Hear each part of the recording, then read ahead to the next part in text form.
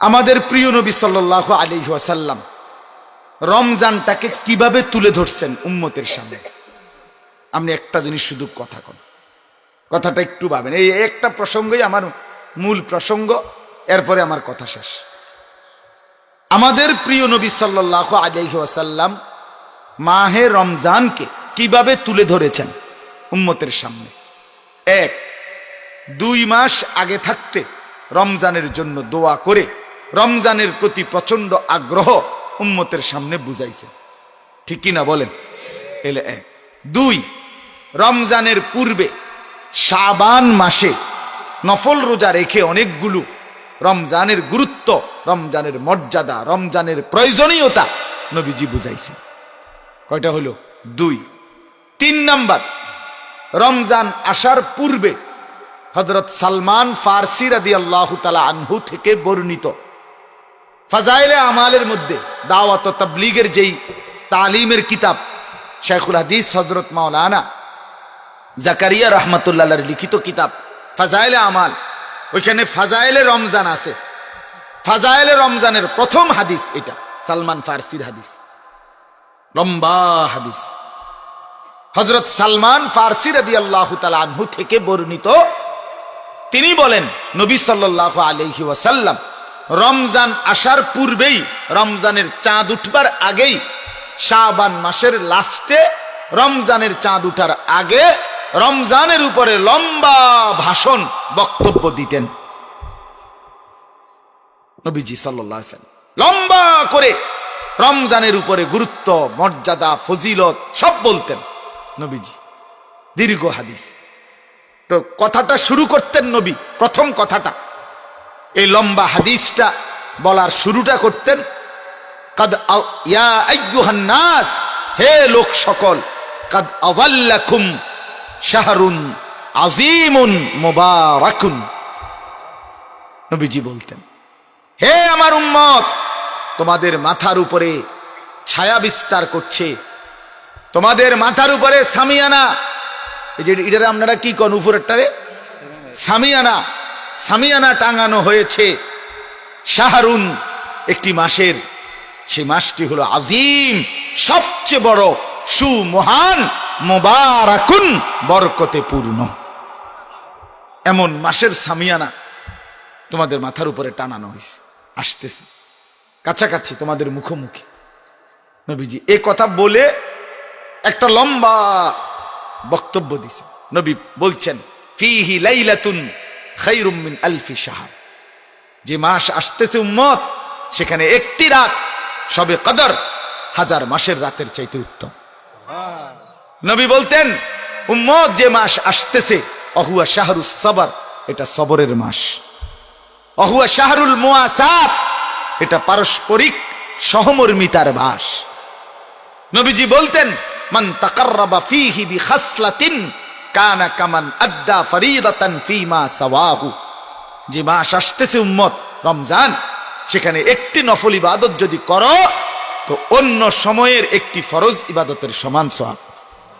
Oman আদ্দা ফরিদাতান কানা কামান আদ্দা 70 ফরিদাতান ফীমা সাওয়াহু, এই মাসে যেটা আসতেছে রমজান, একটি ফরজ ইবাদত যদি করো 70টি ফরজ ইবাদতের সমান সওয়াব। নবীজি বলতেন, উম্মত, মান ফাত্তারা সাইমান, এমন একটা মাস আসতেছে যে মাসে যদি একজন রোজাদারকে ইফতার করাও, কানা লাহু ইতকু রাকাবাতিহি মিনান নার, এটা তার জাহান্নাম থেকে মুক্তির কারণ, এবং ওয়া মিসলু আজরিহি, ওই রোজাদারের সমপরিমাণ নেকি। নবীজি বলতেন, উম্মত, এমন একটা মাস আসতেছে, অহুয়া শাহরুন আউয়ালুহু রাহমা ওয়া আওসাতুহু মাগফিরা ওয়া আখিরুহু ইতকুম মিনান নার, এমন একটা মাস উম্মত, যে মাস প্রথম দশক তোমাদের জন্য রহমত, মাঝখানের অংশ আল্লাহর মাগফিরাত, শেষের অংশ জাহান্নাম থেকে নাজাত। আরো আছে, মানে আমি কুদ্দুর জেদ্দুর মনে আছে কইছি, আরো অনেক কথা আছে এটার ভিতর। এভাবে নবী একটা একটা করে কথাটা, আমি একটা দরকারি কথা বলবো, এই কথাটার অর্থ আমার একটাই কথা, মূল কথা, আমি মাথার যাইতেছি। আপনি খেয়াল করেন, যুবক ভাই, তোমরাও খেয়াল করো ভাই, তোমার ইনসাফের উপরে একটা প্রশ্ন করবো আমি। এইটা বলার জন্য আমি এটা বলতেছি। তাইলে তিনটা কথা হলো, 2 মাস দোয়া করতেন, শাবান মাসে অতিরিক্ত নফল রোজা রাখতেন, রমজান আসার আগে আগেই রমজানের গুরুত্ব ফজিলতের উপরে লম্বা কি দিতেন, ভাষণ দিতেন। কয়টা হলো? 3টা। আসেন এইবার রমজানকে সামনে নিয়া মনে করেন রাসূলুল্লাহ সাল্লাল্লাহু আলাইহি ওয়াসাল্লাম রমজান চলাকালীন রাসূলুল্লাহ সাল্লাল্লাহু আলাইহি ওয়াসাল্লাম কি পরিমাণ রমজানের ফজিলতের উপরে হাদিস বলছে। ইদা জাআ রমাদান, উম্মত রমজান যখন আসে, ফুতিহাত আবওয়াবুল জান্নাহ, জান্নাতের সব দরজা খুলে দেওয়া হয়। অগুল্লিকাত আবওয়াবুন নার, জাহান্নামের সব দরজা বন্ধ করে দেওয়া হয়। ওয়াসুফিদাতিশ শায়াতিন, সমস্ত শয়তানকে শেকলে বন্দী করা হয়। নবীজি সাল্লাল্লাহু আলাইহি সাল্লাম বলছেন, মান সামা রমাদানা ঈমানান ওয়া ইহতিসাবা গুফিরা লাহু মা তাকদ্দামা মিন যামবি। যে রমজান মাসে ঈমানের সাথে আল্লাহর সন্তুষ্টির জন্য সওয়াবের আশায় রমজানের রোজা রাখবে, তার পিছনের সব গুনাহ মাফ। ওয়া মান কামা রমাদানা ঈমানান ওয়া ইহতিসাবা গুফিরা লাহু মা তাকদ্দামা মিন যামবি। যে রমজান মাসে তারাবি পূর্ণ 20 রাকাত প্রতিদিন নিয়ম মতো ঈমানের সাথে সওয়াবের আশায় পড়বে, তার পিছনের গুনাহ মাফ। কত রাকাত? আবার আবার আবার আরো জোরে, জোর হলো না, জোরসে সবাই মিলে এক আওয়াজে জোরে জোরে। তারাবির নামাজ 20 রাকাত। বেলায়েতুল্লাহ সব বলছি কিনা, দলিল বলছি কিনা বলেন না কেন, আর আমি বলার দরকার নেই। ফজরের নামাজের ফরজ কয় রাকাত? জোহরের নামাজের ফরজ কয় রাকাত? আসরের ফরজ কয় রাকাত? কত হইল? 10। মাগরিবের ফরজ কয় রাকাত? কত হইল? এশার ফরজ কয় রাকাত? বিতিরের নামাজ কয় রাকাত? কত হইল? কত হইল? 20। হাদিসের মধ্যে আছে ফরজ এবং ওয়াজিবে যদি ত্রুটি হয়, তাহলে সুন্নত এবং নফল দ্বারা আল্লাহ তাআলা সেই ত্রুটির ঘাটতি পূরণ করে দেয়, দিয়া বরাবর করে। আর রমজানে আল্লাহর সিদ্ধান্ত, লাআল্লাকুম তাত্তাকুন, জান্নাতে যাওয়ার জন্য একজন ইমানদারের আরেকটা জিনিস লাগে। ইমান তো আছেই, আরেকটা জিনিস লাগে, সেটার নাম হলো তাকওয়া। ইমানদার যখন তাকওয়া পায়, তো 2টা মিললে জান্নাতি হয়। ওয়াইদ্দাত লিল মুত্তাকিন, যে মুত্তাকি সে জান্নাতি। তো আল্লাহ তাআলা বলেন, বান্দা আমি একটা যেহেতু সিদ্ধান্ত নিছি, তোমারে 30 দিনে জান্নাতি বানাবো। কয় দিনে? মুত্তাকি বানাবো। 1 মাসে মুত্তাকি, 1 মাসে জান্নাতি। ঈদের দিন ফ্লাইট। রাসূলুল্লাহ সাল্লাল্লাহু আলাইহি ওয়াসাল্লাম রমজান ব্যতীত বাকি 11 মাসের মধ্যে আপনি সবচেয়ে বেশি নফল রোজা এই মাসে কেন রাখেন? শাবান মাসে। এমনিতে নবী সাল্লাল্লাহু আলাইহি সাল্লাম সারা বছরই প্রত্যেক মাসেই নফল রোজা রাখতেন। প্রতি মাসের আরবি চাঁদের 13, 14, 15 এই 3 দিন, আইয়ামুল বীজ এর রোজা, এই 3 দিন প্রত্যেক মাসেই নবীজি রোজা রাখতেন। ইংরেজি 13, 14, 15 না, মানে আরবি মাসের। আবার প্রতি সোমবারে নবী সাল্লাল্লাহু আলাইহি ওয়াসাল্লাম রোজা রাখতেন। বৃহস্পতিবার দিন নবী সাল্লাল্লাহু আলাইহি ওয়াসাল্লাম রোজা রাখতেন। জিলহজ মাসের 9 দিন, মানে কুরবানির আগের 9 দিন নবী সাল্লাল্লাহু আলাইহি ওয়াসাল্লাম রোজা রাখতেন। শাওয়াল মাসের 6 দিন, মানে ঈদের পরে আরো 6 দিন, রমজানের ঈদের পরের 6 দিন নবীজি রোজা রাখতেন। আশুরা মানে 10ই মুহররম, ওই সময় নবী সাল্লাল্লাহু আলাইহি সাল্লাম 10ই মুহররমের দিন রোজা রাখতেন। এইভাবে নফল রোজা একাধিক রাখতেন। প্রতি মাসেই গড়ে কমপক্ষে 3 দিন রাখতেন। কিন্তু শাবান মাসে টানা 15 দিন, কখনো 12 দিন, 17 দিন লাগাতার রোজা রাখতেন। আমার ভাই নওজোয়ান ছেলেরা মাঝখানে বসে একজনও কথা বলুন, দোস্ত আমি মোবাইল টিপবো না, বুট বাদাম খাইও না। হাতে ধরে মোবাইল রেকর্ড করো না, হাত আলগি দিয়া মোবাইল ধরে রাখো না। অনুরোধ করলাম, আমি ধমক দিয়ে উঠাই দেব। ফালতু মানুষ আমার পছন্দ না, আজে বাজে মানুষ, খামখেয়ালি মানুষ আমি দেখতে পারি না। তুমি উঠে চলে যাও, প্রয়োজনে তোমার মোবাইল তুমি গিয়া যেখানে মন চায় মোবাইল টিপো। দয়া করে এই জন্য কেউ একজন যেটুকু সময় কথা হয় মনোযোগ দিয়ে শোনা দরকার। আন্তরিকতা হলে, মনোযোগ হইলে ধীরে ধীরে মানুষের পরিবর্তন হয়। ফালতু গাফেল খামখেয়ালি মানুষ, তার জীবনেও কোনো পরিবর্তন হয়। হে 90 বছর বয়সেও সদবদ, কোনো পরিবর্তন নেই। কি অবস্থা যায় না, আসি কোন রকম ফিরে থাও, এই ডক আপনি এই ফিরিয়ে থাকবেন। আপনি এই বন দিয়া চা দিয়া ভিজাই খাবেন, আর বুট খাবেন, পেঁয়াজু খাবেন, বিড়ি খাবেন, আর এই শিক্ষণ একটা চা দোয়ানের টুলে বৈশা টেলিভিশনে নাচ গান দেখবেন। এই আপনি এই হওয়া দেয়, আপনি আর সোফাত বই থাকতেন না, ওই চিকন টুলটাতে বইয়ে থাকলেন। আপনার এই ফালতু জিন্দিগি ফালতু ভাবেই কেটে গেল, মূলত গাফেল। নাহলে এত বছর লাগে না মানুষ ভালো হইতে, বুঝেন নাই কথাটা? কি ভালো হইতে এত বছর লাগে না। এই জন্য এটা মূলত গাফেল, তার পরিণতি শুভ হয় না, এই খামখেয়ালি আর কি। জন্য দয়া করে প্রত্যেকে মনোযোগ। 3 কারণে মানুষ জাহান্নামী হয়: গাফলতের কারণে, খামখেয়ালি; জাহালতের কারণে, কোরআন সুন্নাহর অজ্ঞতা, শরীয়তের মাসআলা মাসাইল বিধি বিধান যখন যা মূল প্রয়োজন এটুকু না জানার কারণে জাহান্নামী হয়। 3 নাম্বার হলো দলালাত, পথ ভ্রষ্টতা, অর্থাৎ জানে যে ইচ্ছা করেই জান্নাতের পথে, কোরআনের পথে, আলোর পথে চলতেছে না।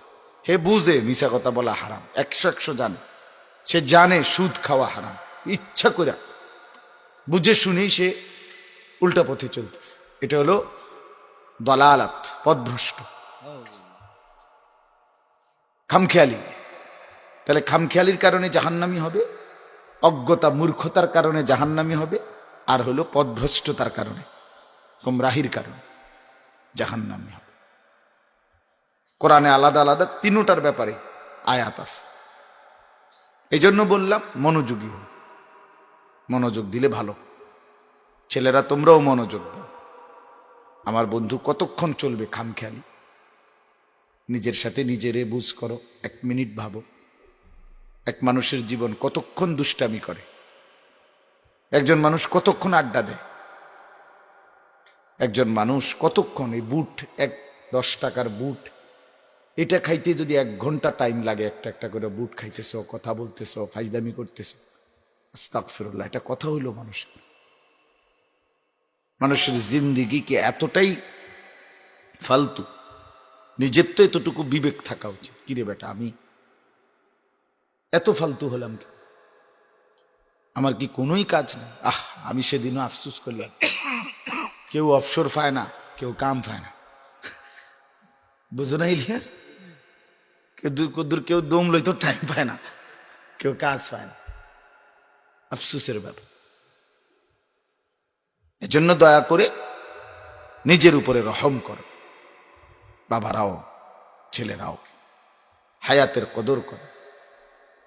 হযরত আমির ইবনে কায়েস রাহমাতুল্লাহ আলাইহি একজন বড় বুজুর্গ ছিলেন। সাইদুল খাতের একটা আরবি কিতাব আছে, আল্লামা ইবনুল জাওজি রাহমাতুল্লাহ আলাইহির লিখিত কিতাব, খুব সুন্দর, বাংলা অনুবাদ হয়েছে, হৃদয়ের দিন লিপি এই নামে। ওইখানে আছে যে ওই বুজুর্গকে এক লোক আসছে দেখা করতে, আমির ইবনে কায়েস এসে বলছে, হযরত আপনার সাথে একটু কথাবার্তা বলতাম চাইছিলাম, একটু বসতাম। তো উনি জিজ্ঞাসা করছেন যে কি ব্যাপারে কথা? না এমনি কোনো গুরুত্বপূর্ণ ব্যাপার নেই, এমনি কদ্দুর বইলাম, কথা টথা কইলাম। বুঝেন না কথাটা? মানে সে কয় না এমনি যে এ কদ্দুর গপসপ করো না, দূর বইলাম আরে। তখন ওই বুজুর্গ বললেন, তুমি যদি সূর্যটাকে থামায় রাখতে পারো এখন, তা যতক্ষণ তুমি গল্প করতে চাও আমি করতে রাজি, কিন্তু শর্ত হইল সূর্যকে থামাও, সময়কে থামাও। সূর্যকে যদি থামাইতে পারো তাইলে আমি রাজি আছি, আর তুমি সূর্যকে থামাইতেও পারবা না, কাজে আমি আমার সময় তোমার ফালতু কথায় নষ্ট করব না। এই হলো বিবেকবান জিন্দেগি, যে মূলত তো তোমার সময় নষ্ট হচ্ছে না, সময় আমার নষ্ট হচ্ছে। যেই 10 মিনিট গেল সেটা তো আমারও গেল, ঠিক কি না বলে? একই সময় 10:30 বাজে, আমারও সব আপনারও একই টাইম। আল্লাহ আমাদেরকে বুঝ দান করে। ইমাম শাফিঈ রাহমাতুল্লাহি আলাইহি বলছেন, আল ওয়াক্তু সাইফুন কাতিউন, সময় হচ্ছে ধারালো কর্তনকারী তরবারির মতো, হয় তুমি তাকে কাটো নয় সে তোমাকে কাটবে। তুমি হয়তো সময়কে কাটো, হয়তো সময় তোমাকে কাটবে। মানে কি? মানে হলো সময়কে ভাগ করো, আমি 2 ঘন্টা ঘুমাবো, 3 ঘন্টা পড়ালেখা করব, 1 ঘন্টা তাহাজ্জুদ নামাজ পড়ব, 20 মিনিট আওয়াবিন পড়ব, আমি 1 ঘন্টা লেখালেখি করব, 1.5 ঘন্টা নসিহত করব। এই যে কাটলাম সময়কে, 1 ঘন্টা, আধা ঘন্টা, 2 ঘন্টা, এই যে কাটছি না, এটা ভাগ করছি না, তে মানে আমি সময়টাকে কেটে কেটে কাজে লাগাইলাম। আরেকটা হইল, তিনি বলেন তুমি যদি সময়কে না কাটো, ভাগ না করো, তাহলে সময় তোমাকে কাটতে কাটতে চলে যায়। ওই সেকেন্ডের এটা দেখেন তাকাইয়া ঘড়ির দিকে, আমি অনেক সময় তাকাই, কাট কাট কাট কাট কাট কাট কাট কাট কাট করে ঘুরতেছে।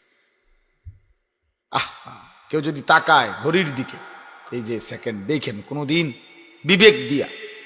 আমি আজকে বললাম ছেলেরা তোমরাও দেখো, ওই দেওয়াল ঘড়ির যেই হালকা রাত্রে যখন লাইট সব বন্ধ হয়ে যায়, সবাই ঘুমায় যায়, তখন কিন্তু এই সেকেন্ডের কাটাটা কানে বাড়ি খায়, কাট কাট কাট কাট করে, মানে আওয়াজটা কানে বাড়ি খায়।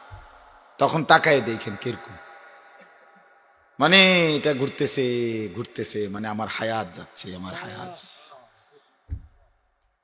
আমার জিন্দিগি যাচ্ছে, আমার জিন্দিগি, এই আমার জীবনটাও যেন সেকেন্ড সেকেন্ড সেকেন্ড সেকেন্ড করে করে কবরের দিকে যাচ্ছে। আমি আমার গন্তব্যের দিকেই ছুটছি। ইলা রব্বিকা মুনতাহাহা, আল্লাহ তাআলা বলছে তোমার রবের কাছেই তোমার শেষ ঠিকানা। মুনতাহাহা, যে দিক দিয়ে যাও, বাংলাদেশ দিয়ে হোক আর ইন্ডিয়া দিয়া, যে দিক দিয়ে তুমি তোমার রবের কাছেই পৌঁছো। রাস্তা হারাইবার সুযোগ নেই, আড়াল করার সুযোগ নেই, আল্লাহ থেকে আড়াল হওয়ার সুযোগ নাই। এজন্য বাপ, জওয়ান, বুড়ো, সাধারণ মুসলমান, আলেম, ওলামা, আমরা সবাই ভাবা দরকার, প্রতি মিনিট, প্রতি ঘন্টা, প্রতি সময় আমার যায়। এই পৃথিবীর প্রত্যেক সেকেন্ড আমার যায়। আর আমি নষ্ট হয়ে গেলে, যুবক তোমাদেরকে বল, তুমি নষ্ট হয়ে গেলে, পচ্চা গেলে, তুমি চরিত্রহীন, লম্পট, দুশ্চরিত্র হইলে, মদখোর, জুয়ারি হইলে, পৃথিবীর কিচ্ছু ক্ষতি হয় না, পৃথিবীর কোনো ক্ষতি নেই। কারণ কি? সূর্য তো ঠিকই ডুবে যায়, চাঁদ তো ডুবেই যায়, কেউ থামে না। তোমার মতো 2-4টা অপদার্থের জন্য পৃথিবী থাইমে নাই, তোমার মতো ফালতু মানুষের লেগে, কোনো সিটার বাটপারের লেগে পৃথিবী থামে না। কারো জন্যই পৃথিবী অপেক্ষা করে, সূর্য ডুবেই যায়, রাত শেষ হয়ে যায়। আমি তো প্রায় বলি, বাসর রাতও ভোর হয়, ফাঁসির রাতও ভোর হয়, হয় কি না? হয়। আনন্দও শেষ হয়, দুঃখ বেদনাও শেষ হয়, মুখের হাসিও শেষ হয়, চোখের কান্নাও শেষ হয়। এজন্য বাপ, এটা বোঝা উচিত, আমি মরে গেলাম তা আমি শেষ হয়ে গেলাম, আমার হায়াত চলে গেল, পৃথিবী আমার জন্য থামবে না। সামনের সিএনজি অ্যাক্সিডেন্ট করলেও পিছনের সিএনজি থামে না, সে ঠিকই সাইডি দিয়া পাশ কাইটা চলে যায়, তার হাতে সময় না। অথচ একই গাড়ি, সে দেখতেছে সামনের সিএনজি অ্যাক্সিডেন্ট করছে, তবুও সে বলে যে না, আমার হাতে সময় নেই। আপনার জন্য থামাইবার মতো, থামবার মতো টাইম আমার কাছে নেই। সামনের প্রাইভেট কার অ্যাক্সিডেন্ট করলেও পিছনের প্রাইভেট কার থামে না, সে পাশে কাইটা কাইটা চলে যায়। সামনের মরা লাশ, রক্তাক্ত লাশ রাস্তার উপরে দেখেও কেউ থেমে যায় না যে না আমি তাহলে রাস্তাতেই চড়বো না, না সে পাশ কাইটা চলেই যায়। থামে না রে বাপ। দুনিয়া, আমি সবসময় বলি না যে দুনিয়া বড় স্বার্থপর, দুনিয়া বড় স্বার্থ।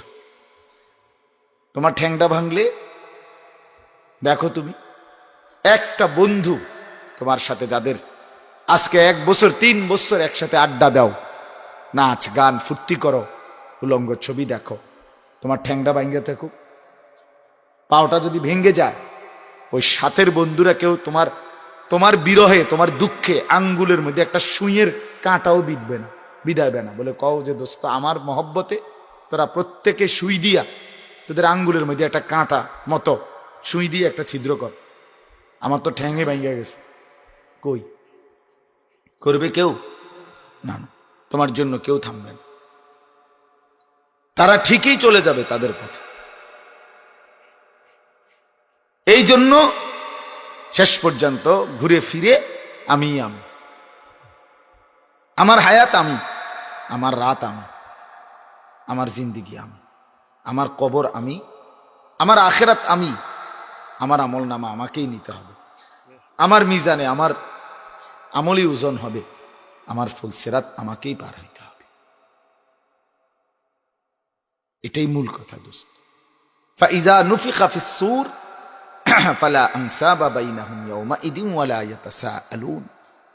আল্লাহ বলে ইসরাফিল যখন দ্বিতীয় ফু দিবে, হাসরের মাঠ কায়েম হবে, কোটি কোটি মানুষ কেউ কাউকে বংশের কোনো পরিচয় দিবে না, এবং কেউ কাউকে ভালো মন্দ কষ্ট দুঃখ কিছু জিজ্ঞেসও করবে।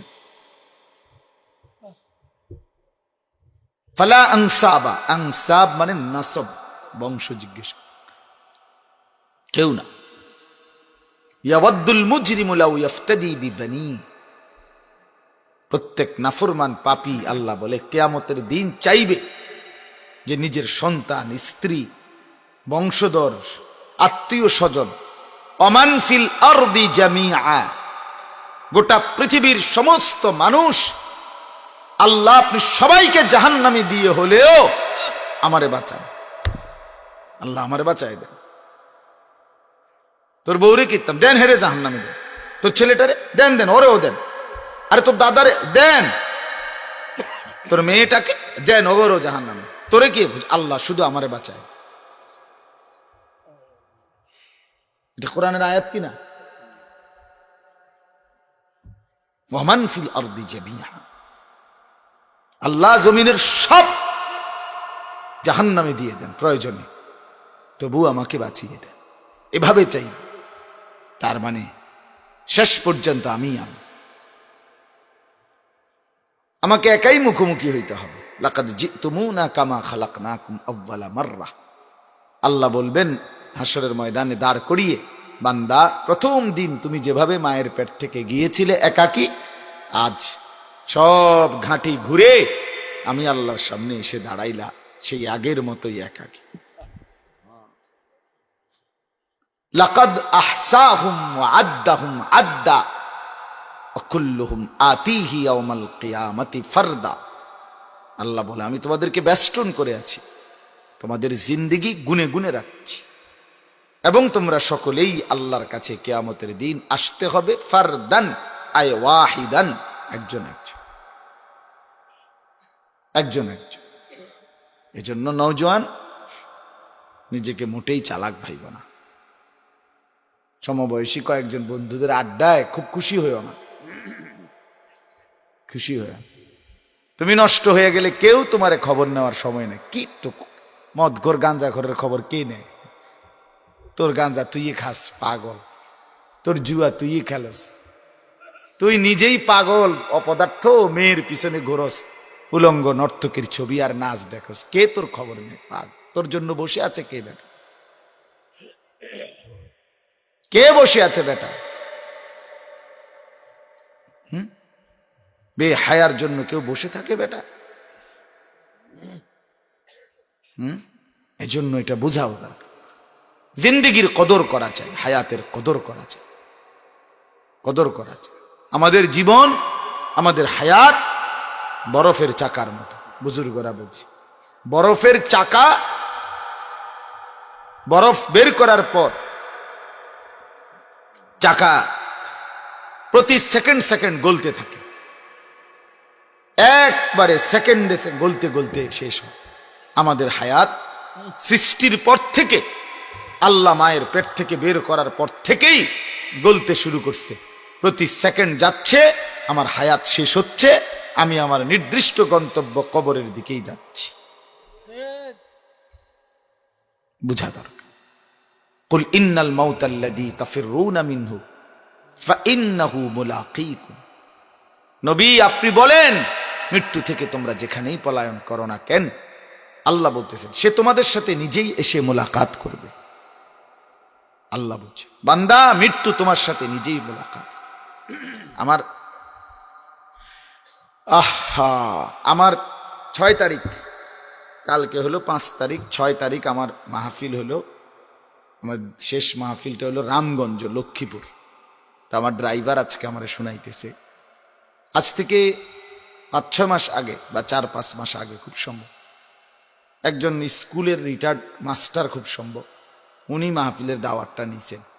বারবার তাবলিগের সাথী, উনি বারবার আমার ড্রাইভারের সাথে যোগাযোগ আছে, পোস্টার করছে। মাহফিল 6 তারিখ মাহফিল, এই কালকের পর দিন, গতকালকের আগের দিন উনি মসজিদে তাবলিগের জামাত আসছে, জামাতের জন্য বাজার করতে গেছে। বাজারের থেকে আসার সময় গাড়ি বাড়ি দিছে, রড ঢুকে গেছে মাথার এখানে, ঢাকা নিছে, উনি মারা গেছে। আমি এখনো যাই নাই মার। যে আয়োজক, এই কালকের পর দিন মাহফিল।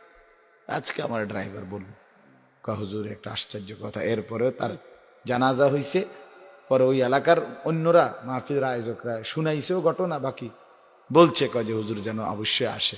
উনি ডায়েরিতে উনার নাম্বার, বুঝেন নাই, মানে যে মারা গেছেন মূলত ডায়েরিটার মধ্যে, আমার মাহফিলের ডায়েরিতে উনার নাম্বার, উনি নাই।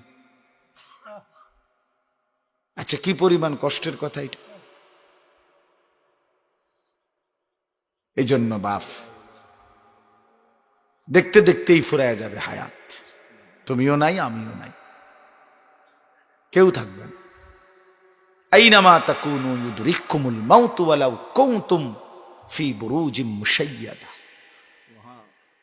যেখানেই আশ্রয় নাও, আল্লাহ বলছে বান্দা মৃত্যু তোমার কাছে পৌঁছবে, সে তোমার সাথে দেখাই করবে। হযরত আবু বকর সিদ্দিক রাদিয়াল্লাহু তাআলা আনহুর বিখ্যাত শের আছে, কুল্লু মরইম মুসাব্বাহুন ফি আহলিহি ওয়াল মাউতু আদনা মিন শিরাকি নালিহি। নবীজি বলেন প্রতিটা মানুষ পরিবার পরিজন নিয়ে বড় আরামে বসত করে, সংসার করে, অথচ সে জানে না তার পায়ে যে জুতার স্যান্ডেলটা, সেই স্যান্ডেলের যে ফিতা, এর চাইতো মৃত্যু তার অনেক কাছে। ওয়াল মাউতু আদনা মিন শিরাকি নালিহি, তার জুতার ফিতার চাইতো কাছে, অথচ সে কি পরিমাণ ফুর্তি করছে। একটা আরবি কিতাব আছে, আমার কাছে আছে, রিসালাতুল মুস্তারশিদিন, তাসাউফের কিতাব। ওই কিতাবের মধ্যে একবার প্রথম, মানে কিতাবটার প্রথম পৃষ্ঠা, একটা খালি পৃষ্ঠা, শুধু একটা কথা লেখা আছে ওইখানে, ক্বালা সাইয়্যিদুনা উমর রাদিয়াল্লাহু তাআলা আনহু বলেন, ওইখানে লিখছে কুল্লা ইয়াউমিন ইউকালু মাতা ফুলান মাতা ফুলান। ওমর রাদিয়াল্লাহু তাআলা আনহু বলতেন যে হে দুনিয়াবাসী শোনো, প্রতিদিন ঘোষণা হয়, এলান হয়, আজ অমুক মারা গেল, আজ অমুক মারা গেল। ওয়ালা বুদ্দা মিন ইয়াউমিন ইউকালু, নিশ্চিত এমন একটি দিন হবে যেদিন ঘোষণা হবে মাতা ওমারু, আজ ওমরের মৃত্যু হলো।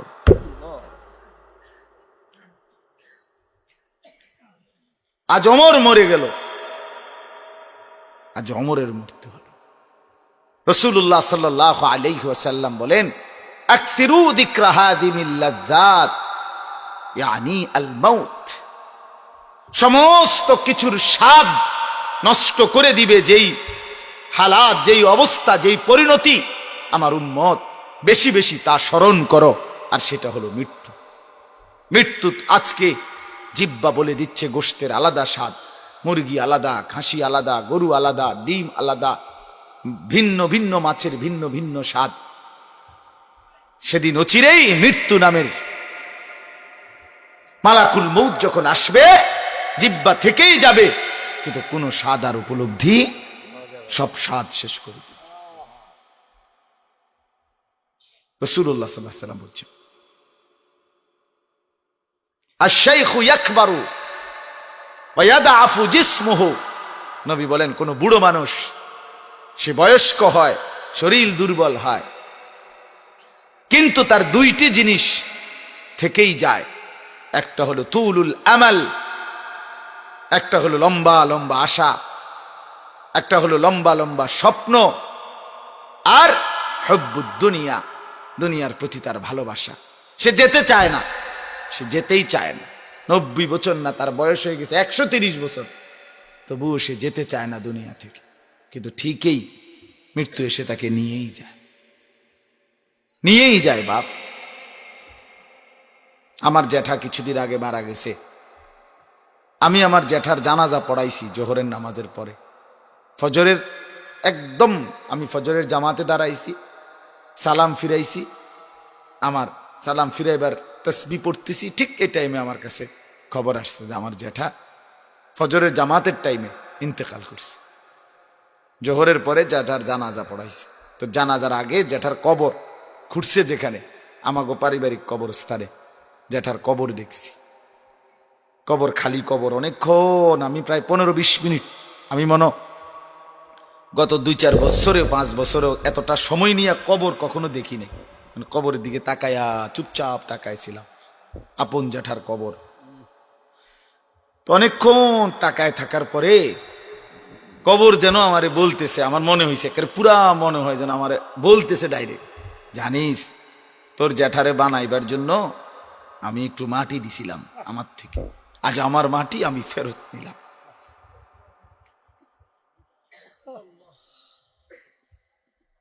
আমার মাটি আমি ফেরত নিলাম। ফিহা নুঈদুকুম। কসম খোদার, আকারে আমার কাছে এটা মনে হয়েছে যেন আমি মাটির থেকে শুনছি এই কথাই, যে সে যেন আমাকে বলতেছে, কি তাকাচ্ছ, তোর জ্যাঠাকে রাখবি এজন্য তাকাচ্ছিস? না বেটা, আমি তো দিছিলাম মাটি। প্রত্যেক মানুষকে তার কবরের মাটির থেকেই কি করা হয়? সৃষ্টি করা। তা আমিও বুঝছি আমার আল্লাহ যেন বলছে মাটিকে, মাটিকে বলছিল আমি আনিসকে বানাবো, আমার একটু মাটি দে। তো মাটি যেন বলছিল রব্বুল আলামিন দিলাম, তবে আমার মাটি আবার আমাকে ফেরত দিয়ে। আল্লাহও যেন ওয়াদা দিছে, হ্যাঁ তোর মাটি তোকেই দিয়ে দেব। মাঝখানে হয়তো কিছুদিন ঘুরবে ফিরবে, কিন্তু আবার তোকে ফেরত দিয়ে দেব। বন্ধু আমার, বাপ আমার, ছেলেরা আমার, মাহে রমজানের উপরে মৌলানা সাহেব কথা বলছে। হায়াত কাজে লাগাবার, জিন্দেগি কাজে লাগাবার বড় সুন্দর সুযোগ। জীবনের সবচেয়ে সুবর্ণ হায়াত মাহে রমজান, সবচেয়ে সুন্দর। যার কলিজায় কবরের ভয় আসে, আখিরাতের ফিকির আসে, মৃত্যুর কথা যার মনে পড়ে, কসম খোদার, সে যদি বুঝে যে ওই অংশটা আসলেই আমার, কবর আমার, আখিরাত আমার, তাহলে তার জন্য বড় প্রস্তুতির সুবর্ণ সুযোগ, মৌসুম, সিজন মাহে রমজান। আমার বন্ধু, সিজন চিনতে হয়, সিজন চিনতে হয়। পাকা ব্যবসায়ী যে হয়, ভালো ব্যবসায়ী যে, চালাক ব্যবসায়ী, বুদ্ধিমান ব্যবসায়ী যে, সে সিজন চিনে। কোন সিজনে কোন মালটা উঠাইতে হয়, কখন, এটা সে বোঝে। সিজন যদি কেউ না বোঝে, সিজন না ধরতে পারে, মৌসুম, ওই ব্যাককলরি দিয়ে ব্যবসা হয় না। ঠিক কিনা বলেন? সিজন আলুর আপনি লই আইছেন, মূলা কত বেচতেন, আপনি বেউকুফ নি। সিজন চিনতে হয়, মৌসুম চিনতে হয়। মৌসুম যে চিনে, আমরা অনেক সময় দেখবেন, আমি কত শুনছি ব্যবসায়ীরা বলে এই সিজনটা যদি ধরতে পারি ঠিক মতো হুজুর তো চাঙ্গা, ঠিক না বলেন না? এই সিজন ধরতে হয়, মৌসুমে ধরতে হয়। আমাদের কুমিল্লা কোম্পানিগঞ্জের বড় ব্যবসায়ী আছে, আমার ঘনিষ্ঠ মানুষ, নুরুল আলম ভাই, আমার শায়েখের কলজার টুকরা, বড় কাপড় ব্যবসায়ী, কোম্পানিগঞ্জের সবচেয়ে বড় কাপড় ব্যবসায়ী, সারা বস্ত্র বিতান। হয় গত 15-20 দিন আগ থেকে তারে খুঁজেই পাই না। কিরে দোস্ত কো? দোস্তে শুধু ঢাকার থেকে মাল আনতে আছে আর গোডাউন ভরতে আছে।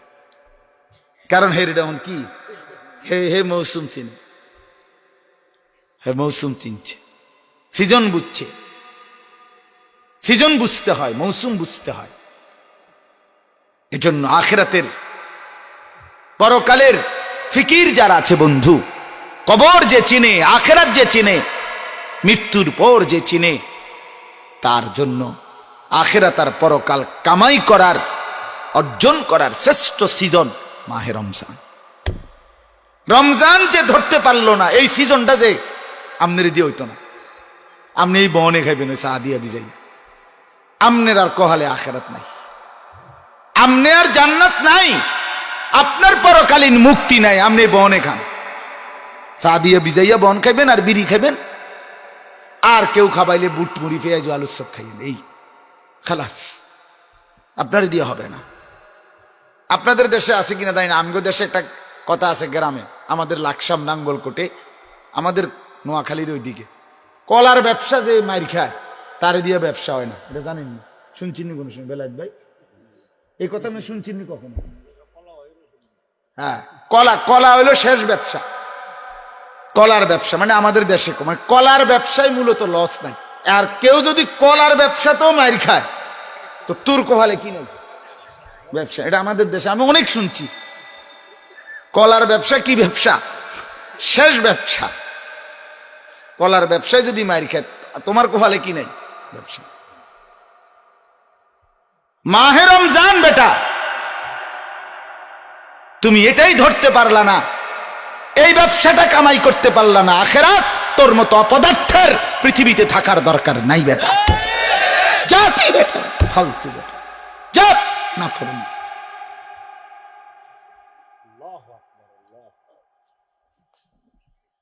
বেটা ফালতু বেটা, তুই বেটা জিন্দেগি শুধু বুঝলি বেটা নারী, নাচ গান, অসভ্য দৃশ্য, নর্তকীর ছবি বেটা, বেকুফ কোথাকার।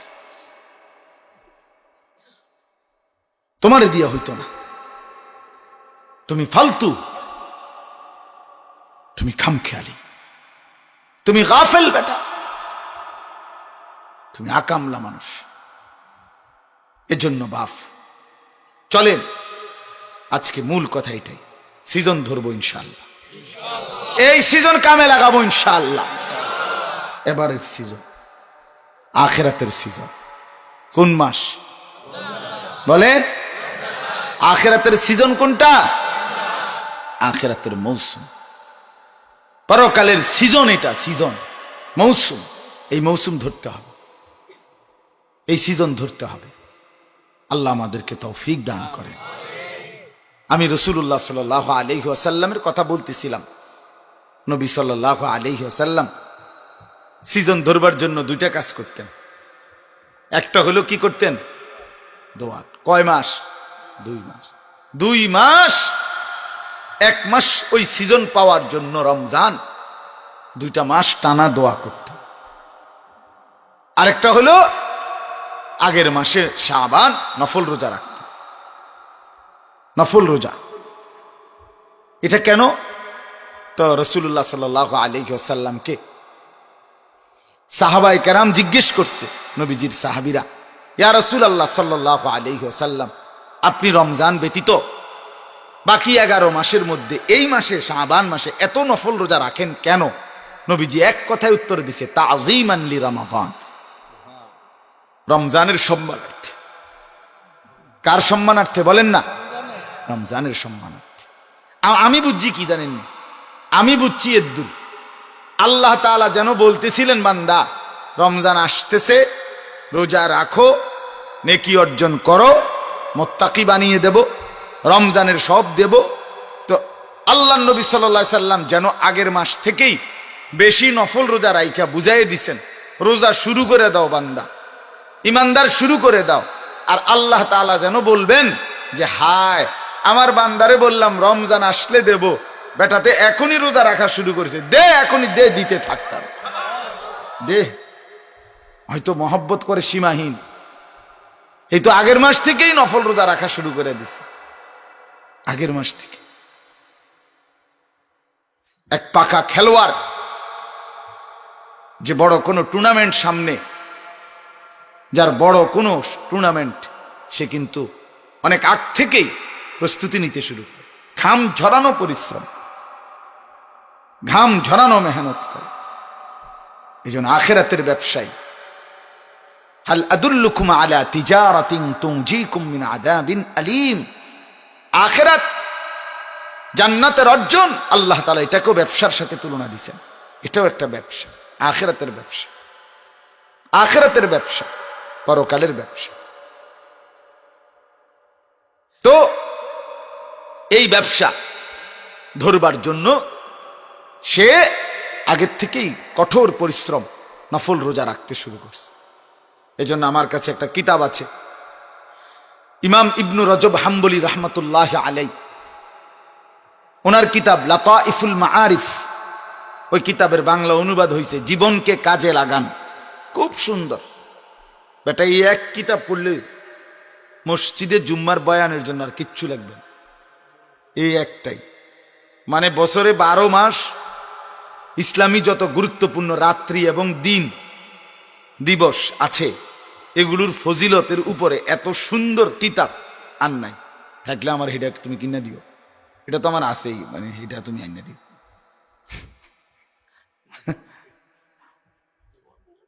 জীবনকে কাজে লাগা, ইমাম ইবনু রজব হাম্বলি রহমতুল্লাহ আলাইহির কিতাব। আমি ইচ্ছা করেই বলি আর কি, যেটা যেখান থেকে পাইছি বললে সুবিধা হইলো, অনেক আলেম হোক, উঠতি বয়সের অনেক নওজোয়ান হোক, তাদেরও তো উপকার হইব, ঠিক না? হ্যাঁ, তো এই জন্য বললাম, এই লাতাইফুল মাআরিফ কিতাবের মধ্যে তিনি বলছেন, অসংখ্য বুজুর্গদের নাম উল্লেখ করে বলছেন, আল্লাহর প্রিয় বান্দারা, আল্লাহর ওলিরা, আল্লাহর নেক বান্দারা রমজানের আগেই শাবান মাসেই ওনারা প্রস্তুতি নিয়ে নিতেন। রমজানে যে পরিমাণ তাহাজ্জুদ, আওয়াবিন, ইশরাক, তেলাওয়াত, দোয়া, কান্নাকাটি করবে, এটা রমজানের আগের মাস শাবান থেকেই যথারীতি শুরু করে দিতেন, যথারীতি শুরু করে দিতেন। আলহামদুলিল্লাহ, সারা পৃথিবীর উলামায়ে কেরামেরও, আল্লাহর প্রিয় বান্দাদেরও আমল এটা। এই জন্য আমি সবার কাছে অনুরোধ করছি, প্রথম কথা হইল রাসূলুল্লাহ সাল্লাল্লাহু আলাইহি ওয়াসাল্লাম রমজানের পূর্বেই রমজানের প্রস্তুতি নিতেন, কাজে এটাও একটা আমল, এটাও একটা সুন্নাত। কাজে আমাদেরও উচিত রমজান আসার আগে আগেই, এখনো যেটুকু সময় আছে এটুকুতেই আপনি প্রস্তুতি নেন, একটা প্ল্যান করেন, একটা রুটিন বানান যে আমি ইনশাআল্লাহ রমজান কিভাবে কাটাবো। ছেলেরা তোমাদেরকেও বলি, বাপ, জীবনটা আরেকবার কষ্ট করে ভাইয়া কাজে লাগাও, ইউটার্ন করো, ইউটার্ন করো, হায়াতের ইউটার্ন করো, জিন্দিগিটা পাল্টাও, জীবনটা রাস্তা ঘুরাও, মোড় পাল্টাও, এ পথে সুখ আসবে না। নারীর ছবি, নাচ গান, নর্তকীর দৃশ্য, জিনা ব্যভিচারের উলঙ্গ ছবি, আর এই মোবাইল টিফার এই রাস্তা, সাবিলা, আল্লাহ বলছে বান্দা, জিনার রাস্তা, ব্যভিচারের রাস্তা, বেহায়াপনার রাস্তা, অসভ্যতার রাস্তা, সাবিলা, মন্দ পথ, ভুল পথ, সে পথে যেও না বান্দা, লাভবান হইতে পারবা না। ফিরতেই হবে একদিন, কিন্তু সেদিন হয়তো সাফা থাকতো না, কোডি থাকতো না, সেদিন হয়তো যৌবনের ক্ষমতা থাকবে না, সেদিন হয়তো শারীরিক সক্ষমতা থাকবে না, সেদিন হয়তো আখিরাত থাকবে না, সেদিন হয়তো কবর থাকবে না, সেদিন আর শরীরের সক্ষমতা থাকবে না, হারবালো শুধু আর ধরবে না, হারবালো শুধু আর ধরতো না। এটা আমরা জানি, বাইরের এই চুলের মাস্তানি আর এই প্যান্টের তাফালিং, ভিতরে কার কি হালাত আমরা জানি দোস্ত। হ্যাঁ, অসভ্য যুবক, চরিত্রহীন যুবক, তোমার চেহারা দেখলেই তো চেনা যায়, তোমার 2 সাফা তো ভিতরে ঢুকে গেছে। তোমার চেহারার হালাত তুমি দেখো না। এতটা মাত্র 18 বছর বয়সে তোমার চেহারা এত মলিন হবে কেন? 18 বছরের 16 বছরের ছেলে তুমি, তোমার কোডি সাফা এত ভাঙ্গা কা? তোমার কা ফ্যান্ট ফিরে যায়, তুমি কা ফ্যান্ট টান দাও কেন? ঘটনাটা কি? তোমার চেহারাটা এত মলিন কেন? কারণ একটাই, গুনাহ তোমারে অন্ধকার করে দিছে। কসম খোদার বাপ, গুনাহ তোমারে অন্ধকার করে দিছে। গুনার প্রথম ক্ষতি, প্রত্যেক পাপের, নাফরমানির, অশ্লীলতার, বেহায়াপনার একেবারে প্রথম এফেক্ট সাওয়াদুন ফিল ওয়াজহ, চেহারাটা কালো করে ফেলে, চেহারা কালো হয়ে যায়।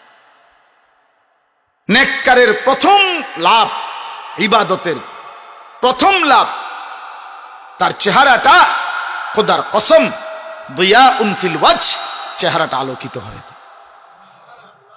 নবীজি বলছেন, মান কাসুরা সালাতুহু হাসুনা ওয়াজহুহু, যার নামাজ বেশি তার চেহারার সৌন্দর্যও বেশি, চেহারার সৌন্দর্য বেশি। এই জন্য বন্ধু, তুমি দেখো মিয়া, আয়নায় দেখো, নিজের চেহারা নিজে দেখো। মাদ্রাসার বাচ্চা যারা আল্লাহর কোরআন পড়ে, রাসূলুল্লাহর হাদিস পড়ে, 5 ওয়াক্ত নামাজ পড়ে, তাদের ছবি, আর তোমরা যারা 1 ওয়াক্ত নামাজ পড়ো না, জঙ্গলি জানোয়ারের মতো তোমাদের যাদের চুল, তোমরা যাদের কপালে কোনো সেজদা নাই, সারাদিন মোবাইল টিপো, এই তমগো ছবি আর একটা তালিবে ইলমের ছবি, 2টা ছবি একসাথে তুমি পোস্ট দাও, মোবাইলে দাও, ফেসবুকে দাও, দিয়া বলো যে পৃথিবীবাসী জানান আপনার বিবেকে, আপনার কাছে কাকে উত্তম, ভদ্র, শান্ত, কাকে সুন্দর মনে হয়। আমি চ্যালেঞ্জ করলাম, যদি তালিবে ইলমের পক্ষে বেশি ভোট না আসে, তো তুমি আমার যেই বিচার করো আমি ওই বিচার মানি।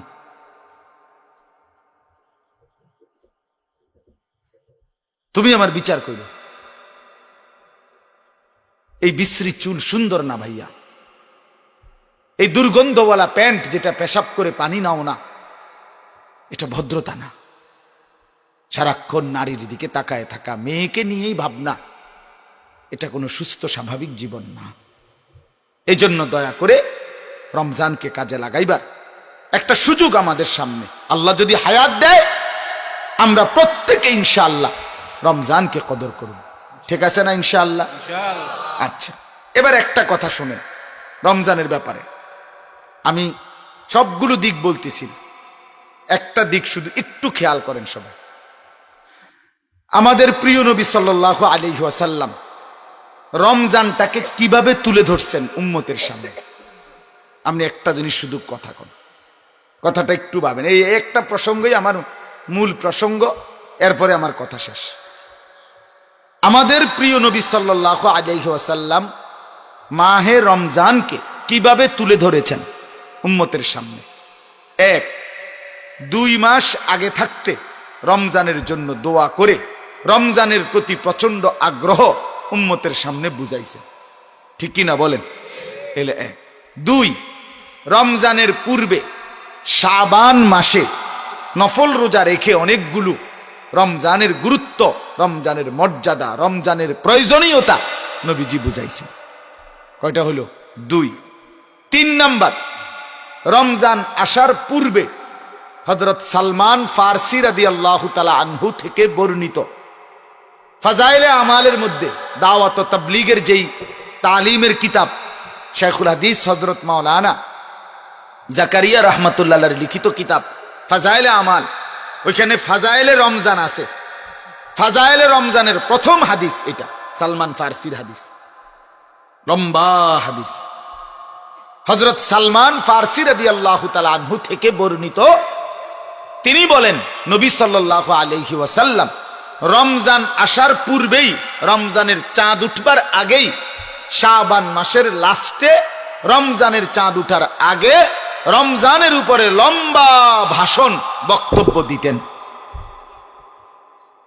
নবীজি সাল্লাল্লাহু আলাইহি ওয়াসাল্লাম। লম্বা করে রমজানের উপরে গুরুত্ব, মর্যাদা, ফজিলত সব বলতেন নবীজি, দীর্ঘ হাদিস। তো কথাটা শুরু করতেন নবী, প্রথম কথাটা এই লম্বা হাদিসটা বলার শুরুটা করতেন কাদ ইয়া আইয়ুহান নাস, হে লোক সকল, কাদ আযাল্লাকুম শাহরুন আযীমুন মুবারাকুন।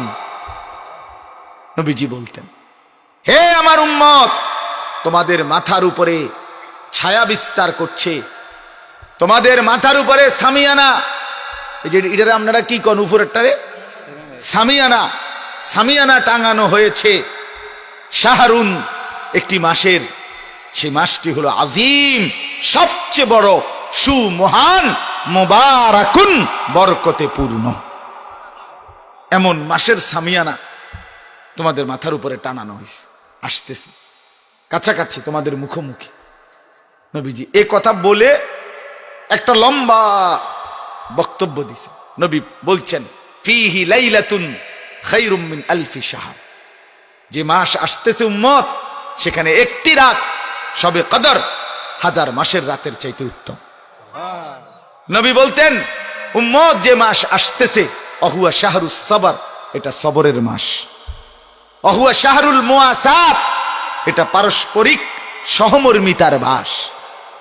নবীজি বলতেন, মান তাকাররাবা ফীহি বিখাসলাতিন কানা কামান আদ্দা ফরিদাতান ফীমা সাওয়াহু, যে মাস আসতেছে উম্মত রমজান, সেখানে একটি নফল ইবাদত যদি করো তো অন্য সময়ের একটি ফরজ ইবাদতের সমান সওয়াব। ওমান আদ্দা ফরিদাতান কানা কামান আদ্দা ৭০ ফরিদাতান ফীমা সাওয়াহু, এই মাসে যেটা আসতেছে রমজান, একটি ফরজ ইবাদত যদি করো ৭০টি ফরজ ইবাদতের সমান সওয়াব। নবীজি বলতেন, উম্মত, মান ফাত্তারা সাইমান, এমন একটা মাস আসতেছে যে মাসে যদি একজন রোজাদারকে ইফতার করাও, কানা লাহু ইতকু রাকাবাতিহি মিনান নার, এটা তার জাহান্নাম থেকে মুক্তির কারণ, এবং ওয়া মিসলু আজরিহি, ওই রোজাদারের সমপরিমাণ নেকি। নবীজি বলতেন, উম্মত, এমন একটা মাস আসতেছে, অহুয়া শাহরুন আউয়ালুহু রাহমা ওয়া আওসাতুহু মাগফিরা ওয়া আখিরুহু ইতকুম মিনান নার, এমন একটা মাস উম্মত, যে মাস প্রথম দশক তোমাদের জন্য রহমত, মাঝখানের অংশ আল্লাহর মাগফিরাত, শেষের অংশ জাহান্নাম থেকে নাজাত।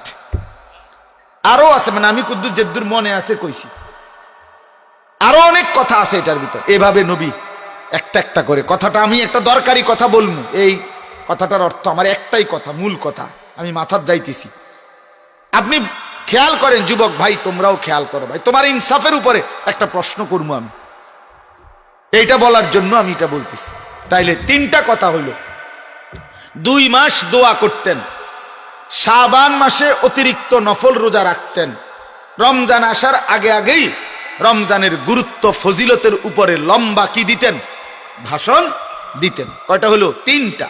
আসেন এইবার রমজানকে সামনে নিয়া, মনে করেন রাসূলুল্লাহ সাল্লাল্লাহু আলাইহি ওয়াসাল্লাম রমজান চলাকালীন রাসূলুল্লাহ সাল্লাল্লাহু আলাইহি ওয়াসাল্লাম কি পরিমাণ রমজানের ফজিলতের উপরে হাদিস বলছে। ইদা জাআ রমাদান, উম্মত, রমজান যখন আসে, ফুতিহাত আবওয়াবুল জান্নাহ, জান্নাতের সব দরজা খুলে দেওয়া হয়। অগুল্লিকাত আবওয়াবুন নার, জাহান্নামের সব দরজা বন্ধ করে দেওয়া হয়। ওয়াসুফিদাতিশ শায়াতিন, সমস্ত শয়তানকে শেকলে বন্দী করা হয়। নবীজি সাল্লাল্লাহু আলাইহি সাল্লাম বলছেন, মান সামা রমাদানা ঈমানান ওয়া ইহতিসাবা গুফিরা লাহু মা তাকদ্দামা মিন যামবি, যে রমজান মাসে ঈমানের সাথে আল্লাহর সন্তুষ্টির জন্য সওয়াবের আশায় রমজানের রোজা রাখবে, তার পিছনের সব গুনাহ মাফ। ওমান কামা রমাদানা ঈমানান ওয়া ইহতিসাবা গুফিরা লাহু মা তাকদ্দামা মিন যামবি, যে রমজান মাসে তারাবি পূর্ণ 20 রাকাত প্রতিদিন নিয়ম মতো ঈমানের সাথে সওয়াবের আশায় পড়বে, তার পিছনের গুনাহ মাফ। কত রাকাত? আবার আবার আবার আরো জোরে, জোর হলো না, জোরসে সবাই মিলে এক আওয়াজে জোরে জোরে তারাবির নামাজ 20 রাকাত। বেলায়েতুল্লাহ সব বলছি কিনা, দলিল বলছি কিনা বলেন না কেন, আর আমি বলার দরকার নেই।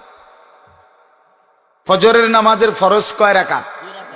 জোহরের নামাজের ফরজ কয় রাকাত? আসরের ফরজ কয় রাকাত? কত হইল? 10। মাগরিবের ফরজ কয় রাকাত? কত হইল? এশার ফরজ কয় রাকাত? বিতিরের নামাজ কয় রাকাত? কত হইল? কত হইল? 20। হাদিসের মধ্যে আছে ফরজ এবং ওয়াজিবে যদি ত্রুটি হয় তাহলে সুন্নত এবং নফল দ্বারা আল্লাহ তাআলা সেই ত্রুটির ঘাটতি পূরণ করে দেয়, দিয়া বরাবর করে। আর রমজানে আল্লাহর সিদ্ধান্ত লাআল্লাকুম তাত্তাকুন, জান্নাতে যাওয়ার জন্য একজন ইমানদারের আরেকটা জিনিস লাগে। ইমান তো আছেই, আরেকটা জিনিস লাগে, সেটার নাম হলো তাকওয়া। ইমানদার যখন তাকওয়া পায় তো দুইটা মিললে জান্নাতি হয়। ওয়াইদ্দাত লিল মুত্তাকিন, যে মুত্তাকি সে জান্নাতি। তো আল্লাহ তাআলা বলেন, বান্দা আমি একটা যেহেতু সিদ্ধান্ত নিছি তোমারে 30 দিনে জান্নাতি বানাবো। কয় দিনে? মুত্তাকি বানাবো। 1 মাসে মুত্তাকি, 1 মাসে জান্নাতি। ঈদের দিন ফ্লাইট, জান্নাতের ফ্লাইট কোন দিন? ঈদের দিন ফ্লাইট বেটা, রোজার ঈদের দিন ফ্লাইট। চাঁদ উঠবে ফ্লাইট রেডি, বিমান নামবে, তোরে নিবে বেটা।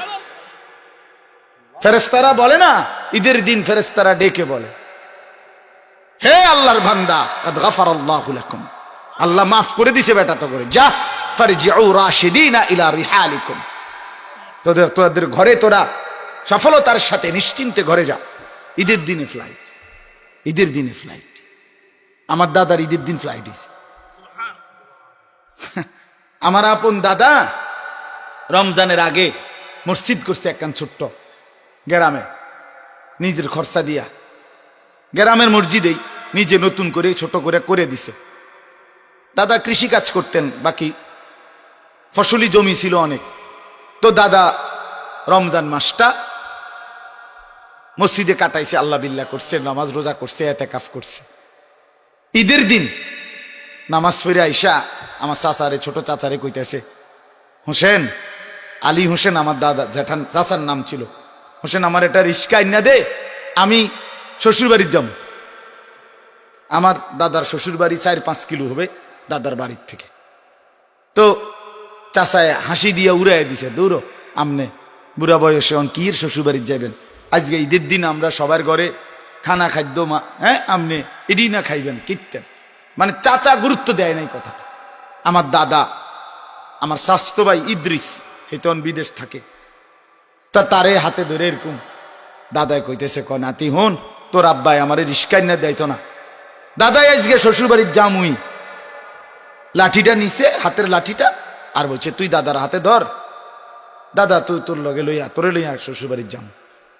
চাস্তো বাইরে নিয়া, নাতিরে নিয়া দাদা মাঝ রাস্তা পর্যন্ত গেছে, অর্ধেক পথ দাদা ঘুরাইয়া পড়ছে, সন্ধ্যাবেলায় দাদা কবরে চলে গেছে। আমার দাদা ঈদের দিনে ফ্লাইট হয়ে গেছে। আমি বুঝছি যে আমার দাদার কি হয়ে গেছে, ঈদের দিন ফ্লাইট হয়েছে। দাদা ঠিকই শ্বশুর বাড়ি চলে গেছে, নাহলে দাদা তো গত 6 বছরও কোনোদিন কয় নাই ঈদের দিন রাজ্যা শ্বশুর বাড়ির যাবো। এবার কা কইল, মানে ওই বছর যে বছর ইন্তেকাল করছে। এই জন্য বাপ বুঝাইলাম, কথাটা খেয়াল করেন। আল্লাহ তাআলা বলেন, বান্দা তোকে 1 মাসে জান্নাত দেব ইনশাআল্লাহ। আমি না ইনশাআল্লাহ, আল্লাহর জন্য ইনশাআল্লাহ। 1 মাসে সই, এটাই সত্য কথা। আল্লাহ বলছে লাআল্লাকুম তাত্তাকুন, তোকে আমি মুত্তাকি বানাবো। শেষ কথাও বলছে, নাম রোজার আলোচনা শেষ করে লাআল্লাহুম ইয়াত্তাকুন, আমি 1 মাসে মুত্তাকি বানাবো, জান্নাতি বানাবো। এখন কথাটা খেয়াল করেন, আমি শুধু বেলায়েত ভাইয়ের কথার সাথে একটা পয়েন্ট শুধু যুক্ত করতে চাই, যে আল্লাহ যেহেতু বলেই ফেলছেন 1 মাসে তোকে জান্নাত দেব, মুত্তাকি বানাবো, ঈদের দিনে ফ্লাইট ধরামু, কাজেই এই রমজানের তোর 30 দিনের যে ফরজ ওয়াজিব যা ঘাটতি, এটি যদি পরবর্তী তোর বান্দা পরবর্তী নফল সুন্নতের লেগে আমি বইয়া থাই, তাইলে তো হইতো না। আমি তো তোরে জান্নাত দিতে হইব রোজা শেষ হইতে হইতে, কাজেই এই 20 রাকাত ফরজ ওয়াজিবের ঘাটতি এই চলমান 20 রাকাত তারাবি দিয়েই ডেইলি পূরণ কইরা রোজাও শেষ, তোর সব সমান, তোর জান্নাত রেডি যা। এই 20-এ সই, কথা বুঝেন নাই? 5 ওয়াক্ত নামাজের 20, তারাবির 20 সমান সমান। যেন দিয়ে যাক গ্যাপ আসিল, এন্দে হয়তো কি সিমেন্ট কদ্দুর লাগলো হইলে, এন্দে কদ্দুর বালু লাগলো হইলে, ইডি এনে মিলে টিলাইয়া আস্তর ক্লিয়ার ফিনিশিং। এজন্য দোস্ত 8 রাকাতে দেখবে যে 3টা ইট লাগেছে না।